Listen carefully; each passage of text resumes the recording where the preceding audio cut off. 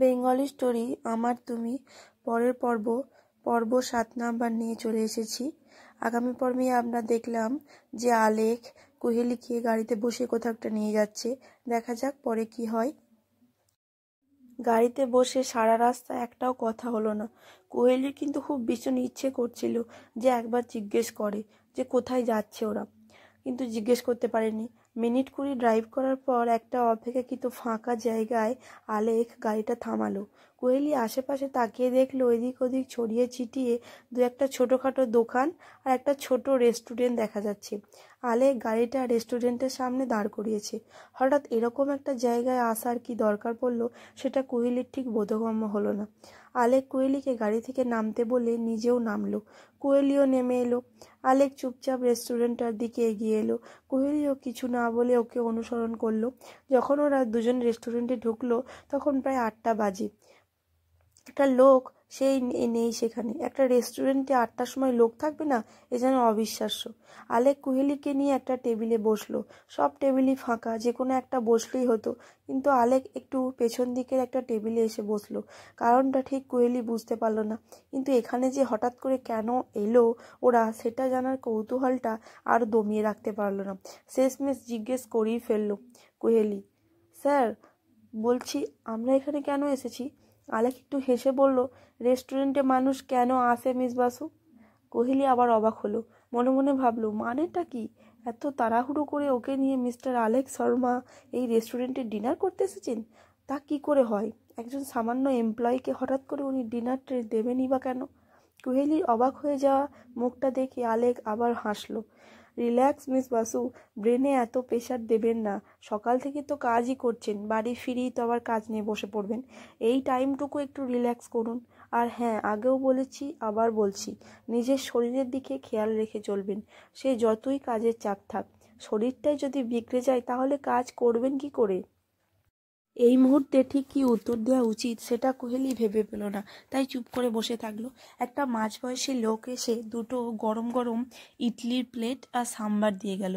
আলেক নিজের প্লেটটা টেনে নিয়ে বলল, নিন শুরু করুন। আমি খুব ভালো করেই জানি আপনি বাড়ি ফিরেই প্রজেক্টের কাজ নিয়ে বসে যাবেন। কালকে মিটিংয়ের আগে প্রজেক্টটা কমপ্লিট করতে গিয়ে খাওয়ার কথা মনেও আনবেন না, তাই এখানে নিয়ে এলাম। আমি চাই না কালকের মিটিংয়ে আপনি অ্যাবসেন্ট থাকুন। কোহেলি এবার সত্যিই ভীষণ অপ্রস্তুতে পড়ল। সঙ্গে অবাকও হলো। কোহেলি খুব ভালো মতো মনে আছে ও যে কালকের মিটিংয়ের আগেই প্রজেক্টটা রেডি করে ফেলতে চায়, সেটাও আলেক কেন কাউকেই বলেনি। তাহলে আলেক সেটা বুঝলো কি করে? আলেক পরম তৃপ্তিতে এক টুকরো ইডলি মুখে দিয়ে চামচে করে একটু সাম্বার মুখে দিতে দিতে বলল, অত ভাবতে হবে না। এই 1 বছরে আপনার সম্পর্কে যতটা জেনেছি তাতে এটা বুঝতে কোনো অসুবিধে হয় না। আর আপনি যে কালকের মধ্যে প্রজেক্টটা রেডি করে ফেলবেন তাতে আমার কোনো ডাউট নেই। আর সেই জন্যই বেশি করে এখানে আনলাম। খাওয়াটা অত্যন্ত জরুরি, তাই এটা নেগলেক্ট করবেন না। বলে আলেক আবার খাওয়ায় মন দিল। কোহেলির যেন আজ অবাক হওয়ার দিন। ওর অ্যাবিলিটির ওপর আলেকের আস্থা যেন ওর থেকেও বেশি। এটা দেখে কোহেলি মনে মনে খুশি হলো। আলেক আবার খাওয়ার জন্য তাড়া দিল, কিন্তু কোহেলি খাবে কি? এমনিই ওর সাউথ ইন্ডিয়ান ফুড ভালো লাগে না, তার মধ্যে ইডলিটা মোটেই ভালো লাগে না। সাম্বারটা তবুও একটু চলে, বাট ইডলি এখন কি করবে সেটাই ভাবতে লাগলো। অর্ডারও তো নিতে আসেনি, তখন না হয় বারণ করতে পারতো, কিন্তু এ তো একবারে সোজা অর্ডার ছাড়াই ডিশ হাজির হয়ে গেছে। কুহেলি সাম্বারের চামচটা নিয়ে নাড়াচাড়া করতে লাগলো। ওকে না খেয়ে বসে থাকতে দেখে আলেক খাওয়া থামিয়ে জিজ্ঞেস করলো, is anything wrong miss Basu? Kohli চমকে বলল, না না, এভরিথিং ইজ ফাইন স্যার। কিন্তু আলেক বুঝতে পারলো হয়তো কোহেলি এগুলো খেতে ভালোবাসে না। সে বলে উঠল, আপনি ইডলি সাম্বার পছন্দ করেন না তাই না? কোহেলি একটু আমতা আমতা করে বলল, মানে ওই, সরি মিস বাসু, আমারই দোষ। আপনি কি খান না খান সেটা জেনে নেওয়া উচিত ছিল, ওটা মাথায় আসেনি। আসলে এখানে এসে আমাকে অর্ডার করতে হয় না, সেই ছোটবেলা থেকে এখানে আসি। এখানকার ইডলি সাম্বার আমার খুব প্রিয়। আকরাম মিয়া তখন নিজে বানাতেন, খুব ভিড় হতো সেই সময়। এখন অন্যরা বানায়। ওনার বয়স হয়েছে, এখানে নিয়মিত আসতে পারেন না, তবে এখানকার সবাই আমাকে চেনে। মাঝে মধ্যে আসি তো, ঠিক এই টেবিলটাতেই বসি সেই শুরু থেকে। আমি কি খাই সেটাও এখানে সবাই জানে, তাই আজকেও অভ্যাস মতো ওরা ইডলি আর সাম্বার নিয়ে দিয়ে গেছে। আমারও খেয়াল ছিল না, সরি মিস বাসু। আপনি কি খাবেন বলুন, আমি অর্ডার করছি। এতক্ষণ কথাগুলো বলার সময় আলেখের চোখ দুটো খুশিতে উজ্জ্বল হয়ে উঠেছিল। সেটা কোয়েলির নজর এড়ায়নি। হয়তো পুরনো অনেক স্মৃতি ভেসে উঠেছিল চোখের সামনে। কোয়েলিকে বারবার সরি বলায় ওর কেমন যেন খারাপ লাগছিল।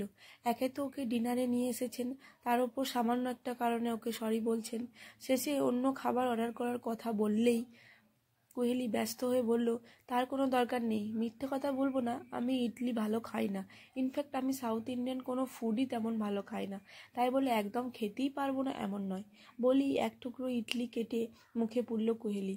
খাবার নষ্ট করা ওর একেবারেই পছন্দ নয়, তাই কষ্ট হলেও পুরোটা শেষ করলো। আলেক অবশ্য আরও কয়েকবার বলেছিল অন্য কিছু অর্ডার করার কথা, কিন্তু কোহেলি শোনেনি। খাওয়া শেষ হলে আলেক বিল মিটিয়ে বেরিয়ে এলো। কোহেলিকে আবার গাড়িতে উঠতে বলে নিজের ড্রাইভিং সিটে গিয়ে বসলো। কোহেলি উঠে বসলে গাড়ি রওনা হলো কোহেলির অ্যাপার্টমেন্টের উদ্দেশ্যে।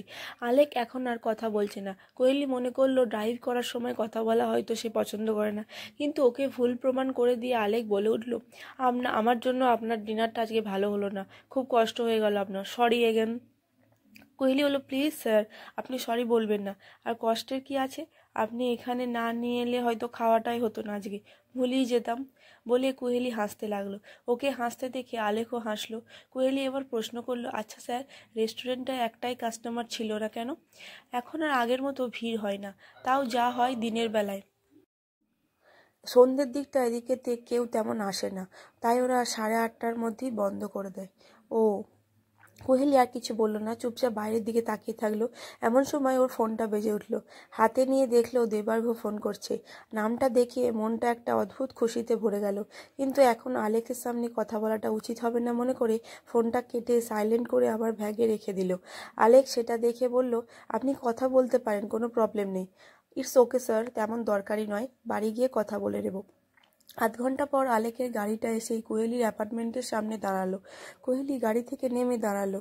আজ আর আলেক নামলো না, গাড়িতে বসেই বলল, ওকে মিস বাসু, প্রজেক্টের কথা আর বললাম না, ওটা আপনি কমপ্লিট করে নেবেন আমি জানি। কোহেলি উত্তরে শুধু একটু হাসলো। আলেক ওকে গুড নাইট জানিয়ে চলে গেল। কোহেলিও নিজের ফ্ল্যাটে চলে এলো। খাওয়ার পর্বটা মিটে যাওয়ার পর কোহেলির বেশ সুবিধাই হলো। ঝটপট ফ্রেশ হয়ে এসিটা চালিয়ে সোজা ল্যাপটপ নিয়ে বসে গেল। কাজ করতে করতে দেবার্ঘকে ফোন করার কথাটা ভুলিয়ে গেল। এমনকি ফোনটা যে সাইলেন্ট করেছিল সেটাও নর্মাল মোডে করতে ভুলে গেছে। দেবার্ঘ অলরেডি 2বার ফোন করেছে, কোহেলি ফোনটা রিসিভ করেনি। কোহেলির সঙ্গে মুখোমুখি আলাপ করার পর থেকেই মাঝে মাঝে কোহেলির সাথে কথা বলতে খুব ইচ্ছে করে দেবার্ঘর। কিন্তু সমস্যাটা শুরু হয়েছে কোহেলির সাথে আলাপ হওয়ার পর থেকেই। মাঝে মধ্যেই কোহেলির সাথে খুব কথা বলতে ইচ্ছে করে, অথচ এই কালকে কিন্তু ওরা একসাথে ফিরেছে, কিন্তু দেবার্ঘ এর মধ্যেই কোহেলির সাথে কথা বলার জন্য আকুল হয়ে উঠেছে। কিন্তু যখন সে কোহেলির সাথে কথা বলার কোনো উপায় নেই সেটা খুব ভালো করেই জানে, সে ফেসবুকে গিয়ে একটা মেসেজ সেন্ড করে ফোনটা রেখে শুয়ে পড়লো। কোহেলি যখন গোটা প্রজেক্টটা কমপ্লিট করলো তখন 1:30টা বাজে। ফাইল আর ল্যাপটপ গুছিয়ে রেখে শোয়ার আগে ফোনটা হাতে নিতে দেবার্ঘর মিস কলগুলো দেখতে পেল। হঠাৎ মনে পড়লো বাড়ি ফেরার সময় দেবার্ঘ ফোন করেছিল, ওকে ফোন করার কথাটা একেবারেই ভুলে গেছিল। হঠাৎ মনটা খারাপ হয়ে গেল। এখন অনেক রাত, কল ব্যাক করার প্রশ্নই ওঠে না। কি মনে করে একবার ফেসবুকে লগ ইন করলো। অনেকগুলো নোটিফিকেশনের মাঝে একটা চ্যাট হেড ভেসে উঠলো। চ্যাট হেডটা ওপেন করতে একটা মেসেজ ফুটে উঠলো স্ক্রিনে, এসেই বিজি হয়ে পড়েছ দেখছি। কাজের ফাঁকে যদি এই নগণ্য ব্যক্তিটিকে মনে রাখা যায় তাহলে একটু ভালো লাগবে। Good night. কোহেলির ঠোঁটে একটা হাসি ফুটে উঠল। চটপট কিপ্যাডে আঙুল জ্বালিয়ে একটা মেসেজ টাইপ সেন্ড করে বলল, কাজের চাপটা সত্যিই খুব বেশি, এইমাত্র কাজ শেষ করলাম, সরি আপনার কলটা তখন রিসিভ করতে পারেননি, আর পরে খেয়াল ছিল না, রাতে টের পাইনি, ফোনটা সাইলেন্ট ছিল, কালকে রাতে কথা বলবো, বাই, গুড নাইট। মেসেজটা সেন্ড করে ফোনটা রেখে দিয়ে শুয়ে পড়ল কোহেলি। কালকে নিশিত আগরওয়াল আসবেন, তার সামনে কোনো রকম ভুলভ্রান্তি হোক সেটা কোহেলি চায় না।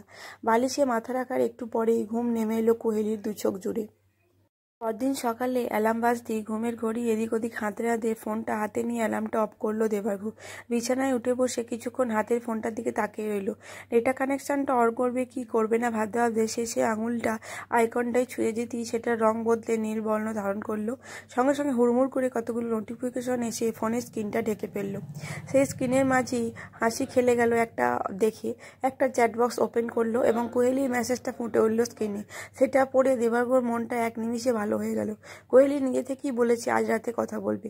এখন থেকে মনে মনে রাতের অপেক্ষায় প্রহর গুনতে লাগলো সে। অত্যন্ত খুশি মনে উঠে কিচেনের দিকে এগোলো। যথারীতি কুহেলিও সকালবেলা উঠে ঝটপট ব্রেকফাস্ট সেরে তাড়াতাড়ি মিটিংয়ের জন্য রেডি হয়ে নিল। মিস্টার নাগিন আগরওয়ালকের মতো এই মিস্টার নিশীথ আগরওয়ালকেও ওকে ইমপ্রেস করতেই হবে, আর তার জন্য প্রয়োজন একটা নিখুঁত ত্রুটিবিহীন প্রেজেন্টেশনের। আজ যদিও কোনো প্রেজেন্টেশন হওয়ার কথা ছিল না, শুধুই মিটিং হওয়ার কথা ছিল, কিন্তু কুহেলি আজকেই নিশীথ আগরওয়ালকে নতুন প্রজেক্টের প্রেজেন্টেশনটা দেখাতে চায়। যথারীতি সময়ের আগে অফিসে পৌঁছে সব দেখে শুনে রেডি করে নিজের ডেস্কে বসে ফাইলটা আরও একবার দেখে নিচ্ছিল কোহেলি। ইতিমধ্যেই বাকিরাও আসতে শুরু করে দিয়েছিল। রুহি ওর কাছে দাঁড়িয়ে বলল, দি, আজকের মিটিংটা ভালোই ভালোই উতরে গেলে বাঁচি। কোহেলি বলল, তোমার বুঝি ভয় করছে? করবে না। যে এভাবে হঠাৎ একটা প্রজেক্ট পাল্টে দিতে পারে সে নিঘাত খারুস টাইপের হবে। কিছু পছন্দ না হলেই দেখা গেল আবার কি করে বসে। কুহেলির কিন্তু খুব অদ্ভুতভাবে আজ একটু নার্ভাস লাগছে না, যথেষ্ট কনফিডেন্টও। একটু পরেই আলেক শর্মাও এসে গেলেন। তার কিছু পরে অঙ্কিত এসে সবাইকে মিটিং রুমে চলে যেতে বলল। কথা মতো সবাই এই প্রজেক্টের সাথে যুক্ত সবাই মিটিং রুমে গিয়ে অপেক্ষা করতে লাগলো। টাইমের আগেই নিশীথ আগরওয়াল এসে উপস্থিত হলেন। আলেকের সঙ্গে যে ব্যক্তিটি রুমে প্রবেশ করলো তাকে দেখে যে কেউ তাকে বলিউডের হিরো ভেবে ভুল করতেই পারে। এই অফিসের মেয়েদের হার্টথ্রব আলেক শর্মার থেকে অনেক বেশি হ্যান্ডসাম এই ব্যক্তিটি। কোহেলির পাশে দাঁড়ানো রুহির মুখটা তো যথারীতি হাঁ হয়ে গেল। কোহেলির কনুয়ের গুঁতো খেয়ে তবে বন্ধ হলো। তবে দেখতে যতই হ্যান্ডসাম হোক না কেন, মুখে একটুও হাসি নেই। তার জায়গায় কেমন যেন একটা বিরক্তির ভাব ফুটে রয়েছে। আলেক সবাইকে ওনার পরিচয় দিয়ে কোহেলিকে এই প্রজেক্টের হেড হিসেবে অ্যাড্রেস করতেই নিশীথ আগরওয়াল বলে উঠলেন, I see, so you are miss Kuheli Basu. আপনার জন্যই মিস্টার শর্মা মিটিংয়ের প্রথম ডেটটা ক্যান্সেল করেছিলেন। লেটস সি আপনার উপস্থিতি এই মিটিংটাকে কিভাবে স্পেশাল করে। নিশীথ আগরওয়ালের কথার সুরে তাচ্ছিল্যের ভাবটা খুব স্পষ্ট, তবে কুহেলির মধ্যে কোনো ভাবান্তর দেখা গেল না। খুব সহজভাবে হেসে বলল, স্পেশাল কিছু না হলেও আপনি নিরাশ হবেন না এটুকু বলতে পারি। নিশীথ বলল, তাই আপনার আগের প্ল্যানটায় কতগুলো চেঞ্জ করতে হয়েছে দেখেছেন নিশ্চয়ই। কুহেলি বলল, দেখেছি, আর সেই চেঞ্জগুলোকে মাথায় রেখেই আজকে এই নিউ প্রেজেন্টেশনটা রেডি করেছি। আশা করি এই নতুন প্রেজেন্টেশনটা আপনার পছন্দ হবে। প্রেজেন্টেশনের কথা শুনে নিশীথ আগরওয়াল যেন বেশ অবাক হলো। এত শর্ট টাইমে পুরো ব্যাপারটা বুঝে একটা গোটা প্রেজেন্টেশন রেডি করা মুখের কথা নয়, ওটা একেবারে আশা করেননি সে। নিশীথ আগরওয়ালের অবাক হয়ে যাওয়া মুখটা দেখে আলেকের মুখে একটা হাসি ফুটে উঠল। কুহেলির দিকে তাকিয়ে বলল, সো মিস বাসু, দেরি কিসের, প্রেজেন্টেশন স্টার্ট করুন। কুহেলি রুমের লাইট অফ করে প্রজেক্টের অন করে শুরু করলো প্রেজেন্টেশন। পুরো প্রেজেন্টেশনটা কমপ্লিট হওয়ার পর যখন রুমের লাইট জ্বলে উঠল তখন কারোর মুখে কোনো কথা নেই। কুহেলি সবার আগে নিশীথ আগরওয়ালের দিকে তাকালো। সে এখনও সাদা পর্দাটার দিকে তাকিয়ে আছে, চোখে বিস্ময়ের ভাব স্পষ্ট। আলেকও অবাক হয়ে গেছে। হঠাৎ নিস্তব্ধতা ভেঙে রুহি হাততালি দিয়ে উঠল, সঙ্গে সঙ্গে বাকিরাও হাততালি দিতে শুরু করলো। এই তালিকা থেকে নিশীথ আগরওয়ালও বাদ গেলেন না। যে পয়েন্টসগুলো চেঞ্জ করা হয়েছিল সেইগুলো ছাড়াও কোহেলি আরও কিছু পয়েন্টস চেঞ্জ করেছে, যার ফলে প্রেজেন্টেশনটা অসম্ভব ভালো হয়েছে। নিশীথ আগরওয়াল মুখে একটা সরু হাসির রেখা দেখা গেল। চেয়ার ছেড়ে সোজা উঠে কোহেলির দিকে ডান হাতটা বাড়িয়ে দিলেন। কোহেলিও ওর ডান হাতটা বাড়িয়ে করমর্দন করলো। হ্যান্ডশেক করার পর নিশীথ আগরওয়াল বললেন, আই মাস্ট সে, আপনার উপস্থিতি সত্যিই আজকের মিটিংটা স্পেশাল হয়েছে। আজকে কোনো প্রেজেন্টেশন আমি আশা করিনি, আর আপনি এত ভালো একটা প্রেজেন্টেশন শো করলেন, গ্রেট। তারপর আলেকের দিকে তাকিয়ে বললেন, মিস্টার শর্মা, ফ্র্যাঙ্কলি স্পিকিং আমি এই ডিলটা নিয়ে একদমই স্যাটিসফাইড ছিলাম না, কিন্তু এখন আমি খুশি এই ডিলটা হওয়ায়। আই হোপ আমাদের এই প্রজেক্টটা যখন কমপ্লিট হবে it will be a great success. Alec বলল, শিওর, চলুন আমার কেবিনে গিয়ে কথা হবে। নিশীথ বলল, নো নো, আমাকে দিল্লি যেতে হবে, 1 ঘন্টা বাদেই ফ্লাইট, আমি এক্ষুনি বেরোবো। ওকে দেন, চলুন আমি আপনাকে এগিয়ে দিয়ে আসছি। এইখানে মিস্টার নিশীথ আগরওয়াল একটা অদ্ভুত প্রস্তাব করলেন। নো মিস্টার শর্মা, আমি চাই মিস বাসু আমাকে এগিয়ে দিয়ে আসুন। I hope you don't mind. হঠাৎ এরকম একটা প্রস্তাবে আলেক আর কোহেলি দুজনেই অবাক হয়ে গেল। আলেক এবার কোহেলির দিকে তাকিয়ে বলল, নো নো, এতে মাইন্ড করার কি আছে মিস বাসু, আপনি মিস্টার আগরওয়ালকে এগিয়ে দিয়ে আসুন। কোহেলি সম্মতি জানিয়ে নিশীথ আগরওয়ালকে নিয়ে লিফটের দিকে এগোলো। লিফট আসলে মিস্টার আগরওয়াল প্রথমে ওনার অ্যাসিস্ট্যান্ট আর ম্যানেজারকে পাঠিয়ে দিলেন। যদিও লিফটটা যথেষ্ট বড়, খুব সহজেই 4 জন যাওয়া যায়, কিন্তু নিশীথ আগরওয়াল গেলেন না। পরের বার কোহেলি আর মিস্টার আগরওয়াল লিফটে উঠলেন। লিফট তার নিজস্ব গতিতে নিচের দিকে নামতে লাগলো। কোহেলি এতক্ষণ একটাও কথা বলেনি। নিশীথ আগরওয়ালই আগে কথা বললেন। So miss Kuheli Basu, you are Bengali right? Yes sir. College লাইফে আমার একজন বেঙ্গলি ফ্রেন্ড ছিল। অল্প সময়ে খুব ভালো ফ্রেন্ডশিপ হয়ে গেছিল। তারপর ঠিক কবে যে কানেকশনটা ব্রেক হয়ে গেল মনে নেই। কোহেলি কিছু না বলে শুধু একটু হাসলো। হঠাৎ নিজের বন্ধুদের কথা কোহেলিকে কেন বলছেন সেটা তার বোধগম্য হলো না। মিস্টার নিশিত আগরওয়াল আবার বলতে শুরু করলেন, আই মাস্ট সে আপনারা বেঙ্গলিরা খুব ইন্টেলিজেন্ট হন। শুভ্র মানে আমার ওই সেই ফ্রেন্ড, সেও ভীষণ ইন্টেলিজেন্ট ছিল। আমি যতদূর জানতাম আপনার কালকে জয়েন করার কথা ছিল, রাইট?